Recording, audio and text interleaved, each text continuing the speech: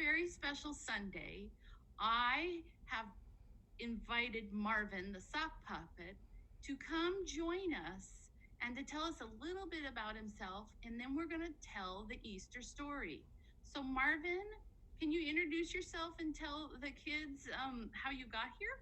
Hi, everybody. I'm Marvin, and I've got a little Easter story for you because I've been at the church for 50 years, but I've been in the bottom of a box because I was a puppet. They had a little puppet show, and then they just kind of left me. And in Julie, this Julie here, she was going through things to throw things out because she loves to throw things out and clean things up. Well, she was going to clean me up, I'll tell you. She looked into the box where I was, and I said, Julie. And she didn't see me, and she kept throwing things out. And then she got closer, and I said, Julie. And she kept getting closer to me, and then she picked me up, and she was going to throw me away. And I said, Julie! And oh my goodness. Then she listened and she looked at me, and it was love at first sight. She was so nice to me, and now I've got my home, and I can sit in my rocking chair, and I then can see you guys, and oh, I feel like it's Easter every day for me. So thank you, Marvin, for sharing. Can everybody wave at Marvin to welcome him and let him know how happy we are that he's with us today and he's not in his basket? Oh boy, I feel released. I'm so happy you're here, Marvin. Every time I see you, you make me smile and you make me laugh, which makes me happy. And when I see you, Julie, I smile because I feel warm and cared for. Thank you, Marvin. Okay, everyone, we're going to now tell the Easter story. It's going to be Marvin and I. But before we get into that special story, Marvin, can you tell us what happened on Friday, just 3 days ago? Oh, it was so sad. They call it Good Friday, and I don't know quite why, because that's the day Jesus was crucified and he died on the cross. Yeah, that is very sad. That's hard, isn't it? Death is hard. Boy, I kind of shed some tears. Yeah. What is? So, Marvin and everyone else, the good news is the story doesn't end there. So now, because it's Easter, I'm going to tell the rest of the Easter story, which is the good news. And this comes from your Bible. And this version, because there's 4 different versions from the 4 different books of the Bible, comes out of Luke. Okay, here we go. Is everybody ready? Give me a thumbs up so I know you can all hear me. Looks like everybody's got it. Okay, good.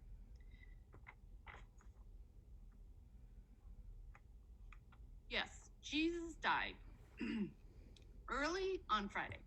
Early on the morning of the 3rd day after Jesus' death, Mary, Joanna, and some other women who really loved Jesus went to the tomb where he had been taken. They walked sadly and quietly, and they were carrying sweet-smelling spices to place on his body. What the heck, Julie? Why were they carrying spices like salt and pepper, or what's going on here?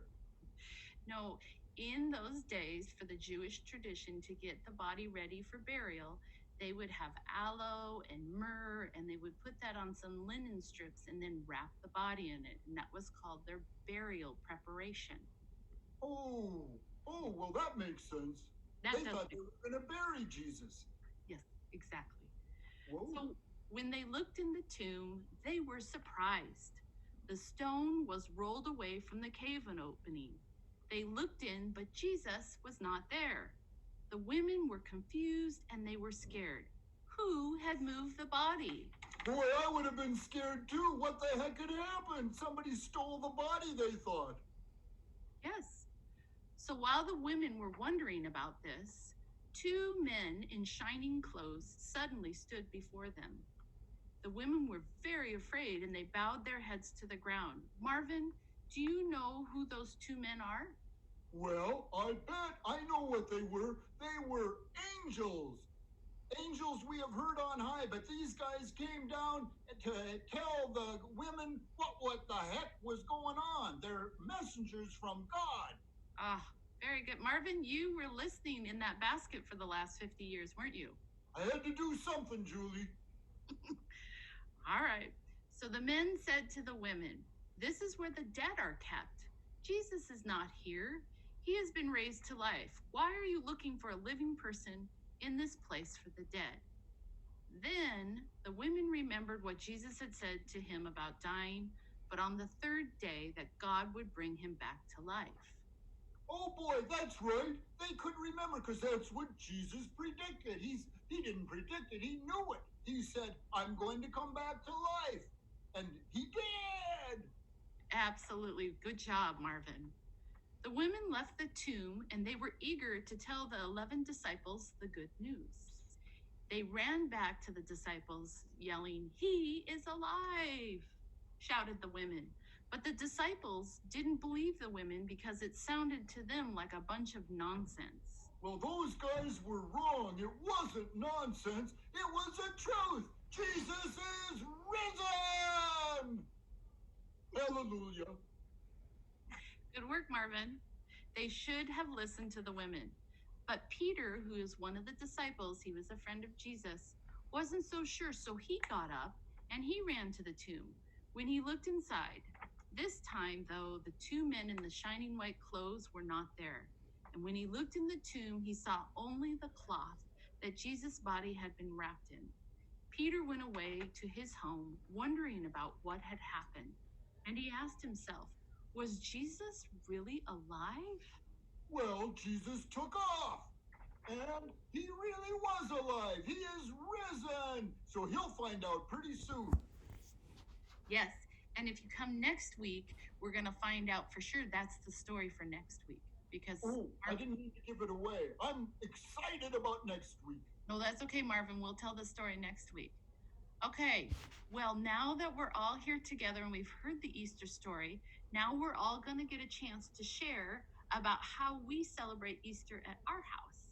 So when I call on you, if you have something you want to share, if you have something you want to show or something like that, you can hold that up. So go get that, and then you'll share with everyone. So I'll start today. I'm super excited